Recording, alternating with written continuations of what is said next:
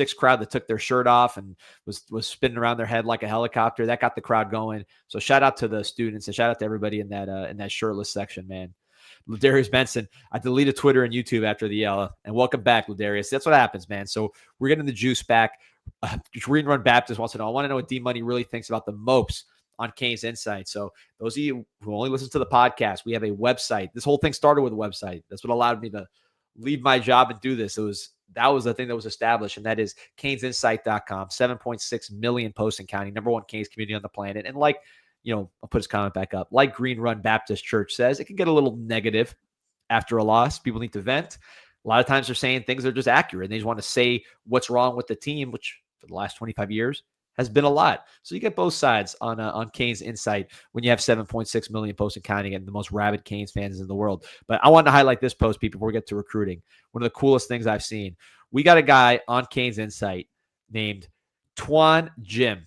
And Tuan Jim travels the world, remote villages, just different countries, all kinds of different places, Asia, Africa, all kinds of continents, Australia. And he gets different groups of people, city, country, whoever, to rep the U. And here we got the country of Liberia right there in West Africa. And there's students, by the way, Gus Edwards, a native of Liberia.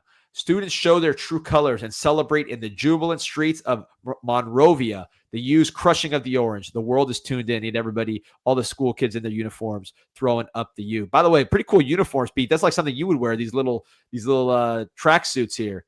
That's pretty cool. It's not like the school uniform. I don't know that I would, D. I'm sorry. You would ride, is that your style? Nah, I'm not gonna wear all the orange like that. I'll wear some black, but nah, not me. That's a pretty cool uniform. I mean, I was wearing like the short sleeve, ratty collared shirt, and I don't know that this is a great look, D. I'm gonna be honest with you. I think it looks like something else, but. Yeah, I mean, that's for us in this country and how we associate like those colors. But I think it's a pretty cool look, man. I wish I was wearing colors like that and that style growing up instead of just the short sleeve and the tie. But shout out to Tuan Jim, the Liberian student showing love with the U. I got to show some more of his stuff, man, because this guy's all over the world with these and spreading the U message across the country. Let's get some more green in there, please. Yeah, I got you. EJ, swagged out, baby. Let's go. Green Run. Pete hates the kids. Come on, Pete. He loves the kids. I want them to be shown in a positive light. Pete's a fashionista, man. That's what he is. Martin Dubé talking about that 306. He said the students are waving T-shirts like the New Zealand soccer fans in World Cup 2010. There you go. All right, Pete. So actually, listen, we're going to get recruiting here. I want to talk about who's next to commit. I know you've been talking to your sources. I've been talking to my sources. I was on campus interviewing a ton of people. We're going to put out a video with various. You're funny, D. You're funny. What did I do? You're just sometimes you just do things and you don't realize it. But I guess.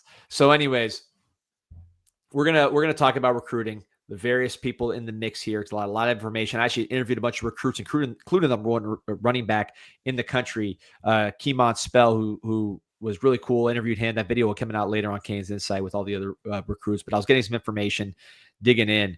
But before we dig into recruiting, I'm going to dig into my fridge, grab myself a cool can of the drink that always holds me down on the weekends when I don't want that hangover, and that is BUZZN, BUZZN. Drink BUZZN.com for your first crate. Just use your code FIRST50 for 50% off. Choose your chill, all the different fruit flavors, all hang, no hangover, 7.5 milligrams of THC, all bubbles, no troubles. You can get it in South Florida. Just go to Big Daddy's Liquors all across the region. Plus, you can order it to your house wherever you are in the country. Drink BUZZN.com. Use code FIRST50 for 50% off. That's drink BUZZN.com. All hang, no hang over. All right, Pete, ready to recruiting? Ready. Let's rock it, man. All right. So Hassan says you're ready to put out the bank. I'm ready to put out the bank. Let's go. So we got to obviously commit from JJ Dunnigan, top 100 player. And Pete, see if you could pull some of these videos up because mine might have been laggy. So let's start with the Anthony Lafayette while you're digging it up. But I was told that we're going to get on potentially a little run of recruits. I posted the bank on CanesInSight.com. I mentioned in that bank rundown, JJ Dunnigan was one of the names I was looking at. We did the instant react after he committed yesterday. You can see that on CanesInSight.com and on the channel here. Great player. Me and Pete, we talked about him back when he was committed to Kansas, right? On Group Chat Sports. That was a long time ago. And he's now flipped to Miami. 6'1" plus, fast, 10.9 speed, three-way player, plays offense, defense, and special teams, can hit. Just a very, very talented dude, basketball player. Dad played football for Kansas State. Showdown the Under Armour game. Really, really good player. So excited about him as we look at some of the big plays here. But you weren't on that show yesterday, so I want to get your thoughts. What do you think about Dunnigan, a guy that we first featured on Group Chat Sports like 7 months ago? Yeah, and oh man, the voice is really bad right now. I'm sorry. It's the speed and the length that you see with him, right? And not sure that he's a finished product. And I mean, none of these high school kids are. Certainly not a finished product at safety. And there is such an element of, instincts and you need to have reps at the position because obviously it's such a high IQ spot. So there's still some, guesswork there and projection there. But I mean, you see the physicality, you see him getting downhill here. Really like the player, really like the athlete. Has some Jacoby Thomas in him. Oh, I like that comp.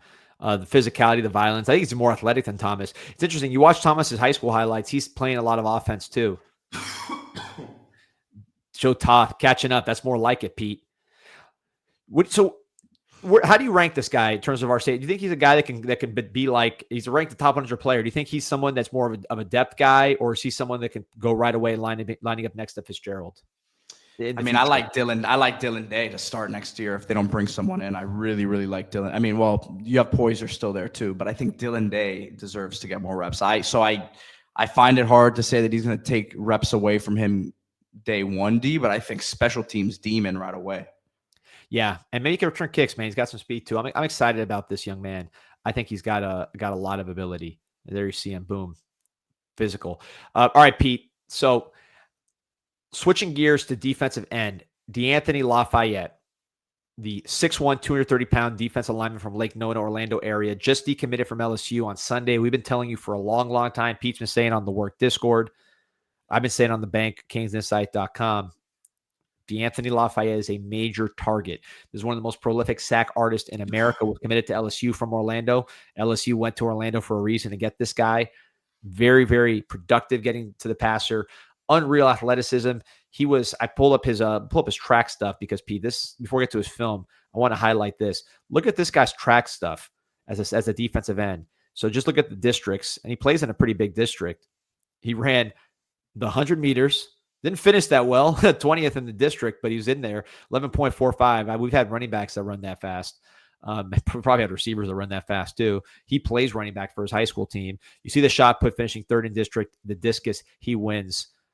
Also wins the region in discus as well. So runs the 4x1, finishes third on the 4x1 team. So this is a well-rounded athlete. Plays running back, like I mentioned, on his high school team, on top of playing defensive end and being highly prolific. You don't love 6'1", 230, Pete, but I think when you talk about the rare athletes, Mason Thomas, guy from Cardinal Gibbons who went to Oklahoma, is having a lot of production, would be a comp that you would use. I think he's somebody who, it doesn't matter if they play third downs exclusively or mostly, they can make such an impact on those passing downs, and they're so uniquely athletic that they have tremendous value, which is why LSU's on this one. Oklahoma came after Lafayette hard. Miami, I think, will get this done. We'll see, but he's the next one on my kind of commit radar.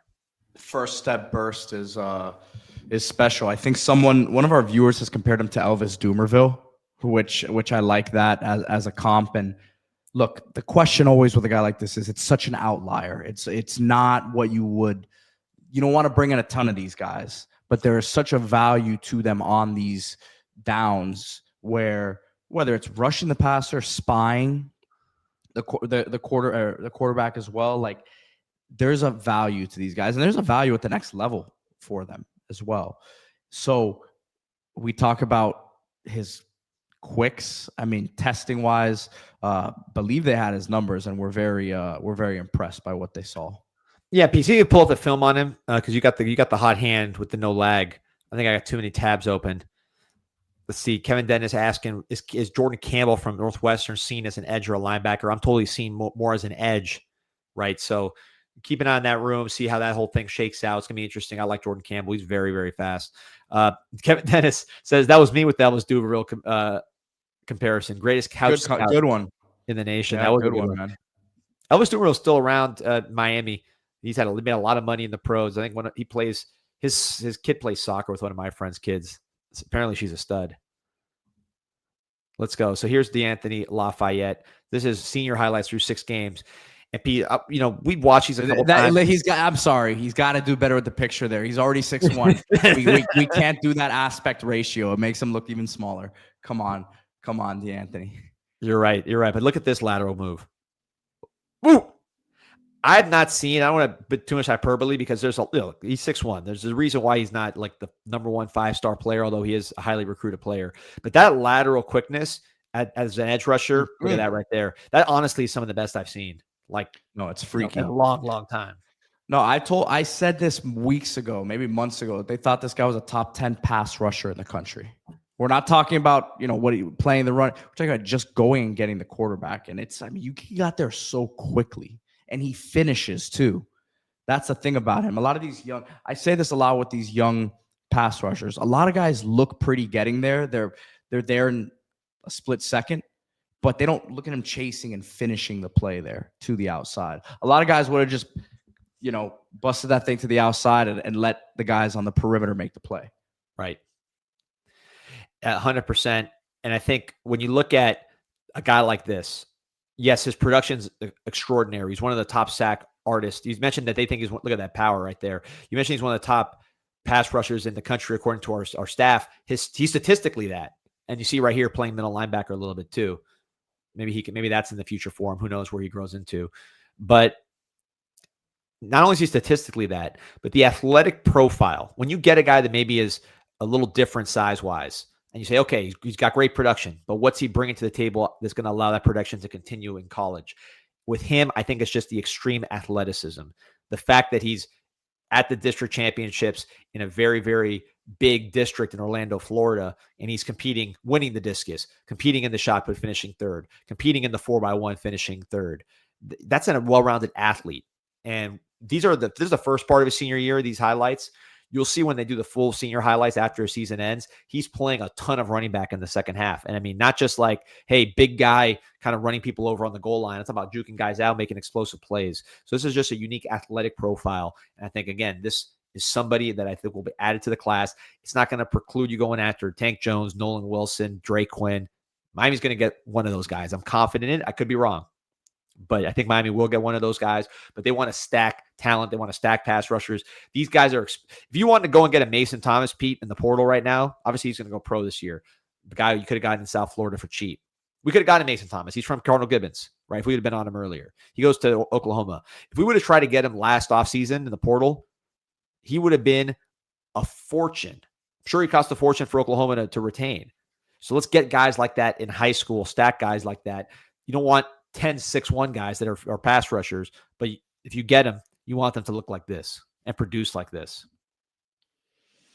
Yeah, let's look at another defensive lineman here who visited over the weekend, that I think they are closing in on here. Isaac Chukwura, Penn State commit, and a guy with freakish length. I mean, I'm told this guy had 35-inch arms, and you're talking about a guy who that would be the best for a defensive lineman in this class. About 255, 260 range right now with a real nice frame on him. Yeah, that was one thing that I was concerned about with him. Not concerned, but like, how big is he? Right. And I don't think Heatherman wants 330-pounders. You've talked about it. He likes athletic, disruptive players up front. That's what he's into. He wants long players, which this guy has the length. But sometimes you got to eyeball these guys. Penn State commits, so you assume they got a pretty good feel for his size. Penn State's been producing first-round defensive linemen and defensive players for a long, long time under James Franklin. That's the teams. Like when James Franklin got fired, we talked about it. We're like, man, we better steal some of these guys because they get first-rounders every year. So this is the one that we ended up trying to steal, and I think we're going to be able to successfully do so. You watch his highlights, Pete. I watched it. I just sat down. I watched part of them to just get a feel for the player. I sat down and really studied this guy yesterday because I know we got a really good chance to get him in this class. I watched his basketball highlights. He got a lot of steals, very quick in that way. Then I watched his senior highlights. There you see the 34-inch arms, 82-inch. But I heard it's 35, and that's verified by Miami. So there, and you see him playing defensive end, defensive tackle. I watched his highlight, 8 minutes long. He plays 5 minutes on defense and then 3 minutes pancaking people on offense. Yeah, he looked like a great center guard prospect. I mean, he was killing guys pulling, but we want him at defensive line. If you watch this we can't even play this whole highlight because we're going to run out of stuff to talk about with him, but he is making tackle for loss and sack on every single play for a good 5 minutes straight. And this is an impartial senior highlight. You see him playing defensive end. You see him playing defensive tackle. Like I mentioned, he plays interior offensive line and plays some tackle as well on offense. So he's a well-rounded player in Bear, Delaware. I think he might be from the Philly area. Might be going to – I'm not sure exactly what the situation is. Some of these Northeast kids, they cross state lines pretty easily. It's hard to imagine from Florida where everything takes 4 hours to get to. But, man, he is just a production machine like Lafayette. So you see him in person, you feel good about the frame, and you check that box. Well, the athleticism box, basketball player, plays everywhere on his high school team. And then the production box, those boxes are checked in a major way. Yeah, and I think with this recruitment, I've been told that Miami was the first school to reach out to him after James Franklin was fired. So he kind of sensed early on that this was – because there wasn't really a relationship before that. So I think that, ultimately will have gone a long way in this recruitment. I love it. And again, people are going to say, you're getting all these quote unquote 3-star defensive linemen. I think some of them might be borderline 4s, depending who's doing the rankings. You got Keyshawn Stansel, who I think is going to be a great senior year. But what the staff is saying is, look, first of all, the staff is going after all these 5 stars. Trust me. Tank Jones, Bryce Perry-Wright, Nolan Wilson, Drake Quinn, all those highly rated guys are getting major, major attention from the staff. Believe that. I think we're going to get one of those guys or more. P, you've had the same kind of messaging those are high priority. Or more is a bit of a stretch. I don't know. Well, about I'm just saying, who knows? That could be very. We'll get one of them. We'll get one of them. I think they will get one of them as well. All right. So, well, I don't want you to excite people with the or more thing. That's very ambitious. I just don't want to limit anybody, but I mean, they're trying to get as many of those guys. I will limit it. I don't think they're getting 2 of them. I agree. I'm not gonna. Sorry, I had to just talk you down a little bit there. No, but I'm saying they're trying to get as many of those guys as they can, right? So that's happening. Separate from that, they want to add as many young, talented defensive linemen as they can. So this room is stocked with very, very talented, high upside, ascending players that play the right way and fit their profile of length, violence, versatility, twitch, so they can develop a defensive line to match the one they had this year, which is as good as any in the country, top 10 defense. So they want to keep that going. And it's very, very, very hard to get a fully formed defensive lineman, especially one that's over 250 pounds, out of the portal. It cost a fortune. David Blay, who's a good player, might not get drafted, but a good college player, he cost a fortune. So, and guys that aren't as good as David Blay cost a fortune. So you'd much rather be in a position where I'd be surprised if Blay doesn't get drafted, D. Yeah, I've heard mixed things. So I hope he does, obviously. I don't think he's going to go as high as he could have, because I was saying he could be a top 3-4 round guy, but I'd be stunned if he doesn't get drafted. I mean, he's a great player for the Canes, which is what matters. And I obviously we're going to be rooting like crazy for him to get drafted and have a long pro career. But the point is, he's an expensive commodity, right? He gets paid like a first round pick. That's what happens when you're that kind of guy in the portal. So you're much better off. Obviously, you still need to land 5-star players. Justin Scott, Marquise Lightfoot, Blunt. You're seeing those guys start to push forward. Ruben Bain wasn't a 5-star, but a highly recruited player. And you're going after the Anthony Joneses, all these kind of guys. So that's one aspect of it. But you also need to develop. I mean, can you imagine how good this defense would be if we had 3 Ahmad Modens, right? Ahmad Moden's probably been our best performing defensive tackle, and he was a homegrown guy in this mold. So I think you want to get, which is a senior riser. Ahmad Moden was a big senior riser. You ended up beating Oregon and Oklahoma for him, even though he was like technically, I think, a 3-star recruit during Mario's transition class. So to me, what I see happening is they're looking far and wide, say, who are the rising seniors with NFL ability on the defensive line? Maybe they're committed to a Penn State, which gets guys like this every year.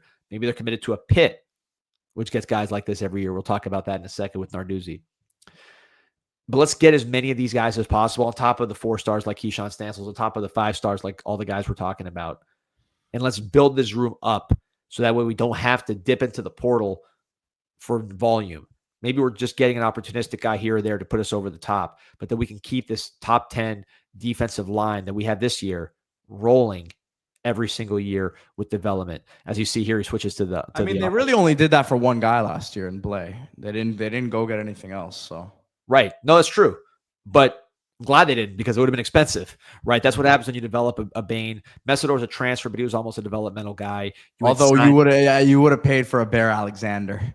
No doubt. But that's expensive, right? You have, and our defensive line is just as good as Oregon, probably a little better. So you have you have Blunt, you have Lightfoot, you have Justin Scott, you have young guys that you want to play. Dante Simpson's kind of in this category too, Pete, as far as like a let's say a 3-star type D lineman with the traits to develop into something more than that, who's ascending. So they've been scouring senior film, trying to find guys who are balling as seniors. And what we're watching right here, this guy's senior film. This came out a couple weeks ago. So he's had played more games since then, I believe. And we're like 8 minutes in. Now he's on offense, just destroying people. Look at the pull. Look at this guy getting space. Boom. So this is a good player, man. And I think this is what you're seeing with Dunnigan, with all these guys. Who is playing Milan Paris. Milan Paris, great example. Somor and Wingo. They want guys that are playing well as seniors and that are ascendant players, and that's who they're trying to add to this team and to this culture. I kind of like this guy on offense, man. He moves incredibly well in space. This guy could be our center. Look at this guy. I'm just saying. Yeah. So people, on this point, I know you're talking to people, as am I. This is not the only guy that fits the profile that I just described as a senior riser who they think has NFL ability and is committed to a program that produces guys like this in the first round. Yeah, Logan Nagel, defensive lineman, would be another one that fits that mold. And you're recruiting a lot of guys there at the spot right now. So I've mentioned on the Discord for months when things kind of seemingly went a little quiet with him that Miami was still very much in the picture. He's been down here now a couple times during the season to visit Miami. And I would personally think that this would be a great take for the Canes. The question just becomes, man, you're getting some numbers now. Chukwura potentially in the mix. You have Stansel. You have Frederick Saintis. Oh, yeah. Right, another senior riser. Another senior riser who's in the same boat. So, and then you're obviously recruiting the Nolan Wilsons, Tanks, and you take those guys no matter what. But a lot of numbers in this class. And that's the position. That's a position where you want numbers because once you get to the portal, the price jacks up. You can find a receiver. We need impact receivers, and I think we got some good ones. You can find depth receiver at the portal. You can find depth at some other positions. Defensive line depth is pricey. And I get it for high school. I'm sorry. I really don't mean to get us off of recruiting, but I just got to shout out our boy Stephen Green here, who made a couple, pretty contrasting comments here. I'm not sure which one we should get into it. He says, "Are we not embarrassed by the offensive coordinating using 2 trick plays to score in the red zone?" And then 6 minutes later says, "Can you 2 send Mario and Dawson some more plays to call? Because I have about 10 they can circulate and we will win every game. They're calling plays that'll get you beat." Look, the plays that I send would probably look like those trick plays that they scored on the goal line. I don't know, man. Are they running enough different plays for you, or what do you want to see here? I'm with you, Pete. Let's get the ball in the end zone. Let's get people celebrating and clapping and doing that. That's what we need. That's what we have not had. That's where we got to be. So however you get in the end zone, I don't think we need to be prideful and say we could just run our base offense and score on the ACC, because the fact is, even with a team like Syracuse, which is terrible, Stanford, which is terrible, SMU, which is a good defense but weak in the pass defense, you can't assume you're going to score on these guys. They're not doing it. So you have to be honest and humble and say, this is what we need to do to score. And here's something interesting, Pete. This is going to shock people. We're going to get back to recruiting in a second. At least it shocked me. This offense right now, this would be like our third best offense in the last like 20 years. Like right now, which we all agree is not good enough. That's how bad we've been. That doesn't shock me one bit. But we want to go win a national championship after the last 22 years, man. Let's set a standard. Let's set a 10-win standard before we start making these crazy claims. Now, I think I'm not shocked one bit. I'm not shocked one darn bit. I think to get to 10-2, certainly get to 1-0 this week against NC State, that offense has to do better than it's done, right? Even with what I just said. So I think if you can get that offense, it's got to be over 30 points, I think, from here on out. It's got to be over 30 against NC State, got to be over 30 against Virginia Tech, over 30 against Pittsburgh. And then I think you'll get enough on defense to get you to the finish line. But that's where we got to be. If you do that, you might end up with an offense ranked in the 20s in scoring offense, which is not where you want. I like being number one with a bullet like we were last year. That's a national championship type look on offense. But, we got to get better. we got to get Primetime Rambo says moving the goalpost to 10 wins now. You must not be listening to me last month, my brother. 10 wins would be surpassing expectations. 9.5 win over under before the season this year and last year. Let's go surpass them 2 years in a row. Let's go be great. Let's go win 10. Let's go 3-0.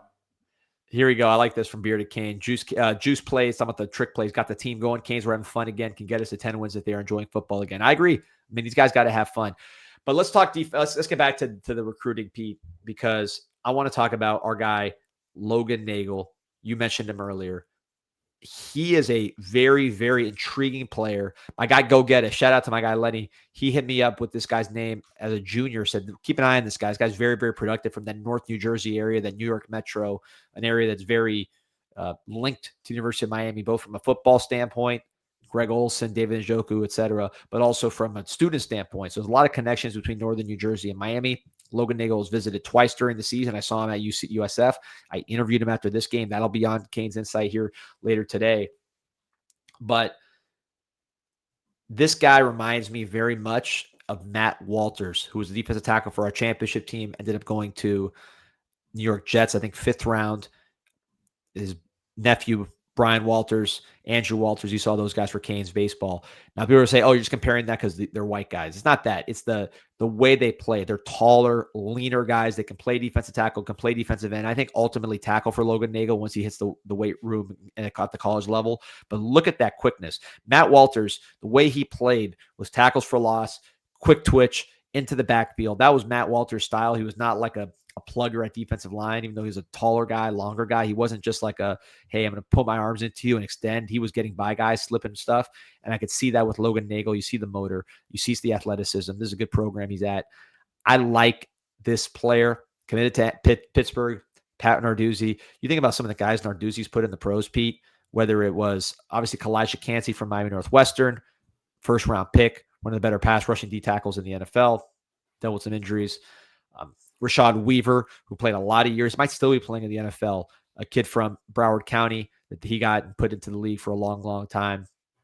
He just always has players that get in the backfield, make plays, and get drafted for the Pittsburgh Panthers. I think this guy's on pace to be another one. Miami's trying to steal that one. I think they got a great shot. You'll be looking at the next commit. Yeah, and another guy with some inside-outside versatility, right? I think we're seeing that with a lot of these guys who have the body types to put the frame on and play inside, but can also set the edge as well. And look, they're playing with some different fronts here in his high school. So I mean, look at it. He's doing it in high school already. You can project it, but you can also see him doing it already. So that's a good sign. Look at him standing up here. Yeah, this guy's an athlete. I mean, this guy is athletic. You hear Logan Nagel, white guy, you're just assuming a lunch pail guy. That's just the reality of the cliches. But this is an athletic dude, man. He's not just a a motor guy or whatever kind of cliche you want to throw on him. This guy's beating guys off the snap with quickness and twitch. I mean, look at this. This guy's explosive, man. For a guy, I interviewed him yesterday. This guy's legit 6'4", 6'5". He has the size. He is real deal height and length, and he's doing his thing. Chris Bradford says, always remember Rashad Weaver getting more all-conference and all-America recognition over Jalen Phillips. Yeah, those two really good Weaver players. was a stud, though. Weaver was a stud in college. Like, he was.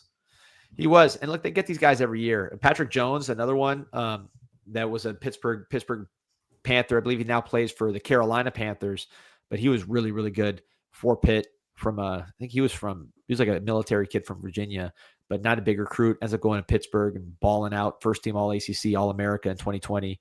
And he's had 12 sacks in the NFL. Just using him as another example of Narduzzi getting guys to produce that we should be getting. I mean, Miami should be a defensive line factory, getting closer, but not enough. I think this would be a great get for the Canes on the defensive line. Want to give one more, Pete. We talked about Dunnigan, who committed. We talked about him. We talked about Isaac Chikwara. Talked about Logan Nagel. Talked about the Anthony Lafayette. One more name, Pete, and that's Blake Stewart.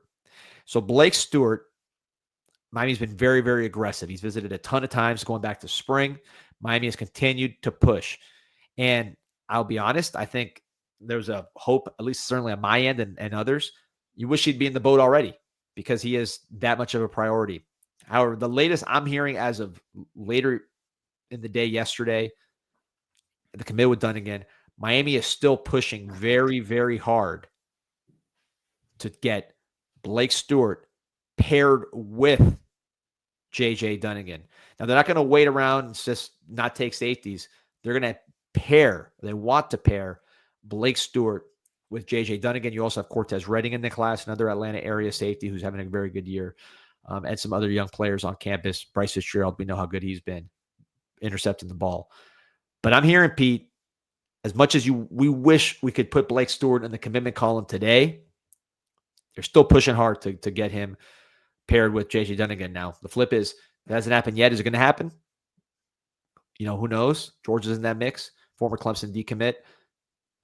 We'll see. But I know Miami's still pushing very hard. And the message as of last night was Blake Stewart, JJ Dunnigan, Cortez Redding. Yeah, well, I'm kind of in believe it when I see it mode with that, just because I think he's had multiple opportunities to pull the trigger and it hasn't happened yet. And normally when you have that sort of situation, it doesn't trend great. This is a different sort of staff that is not going to take no for an answer. But we'll see.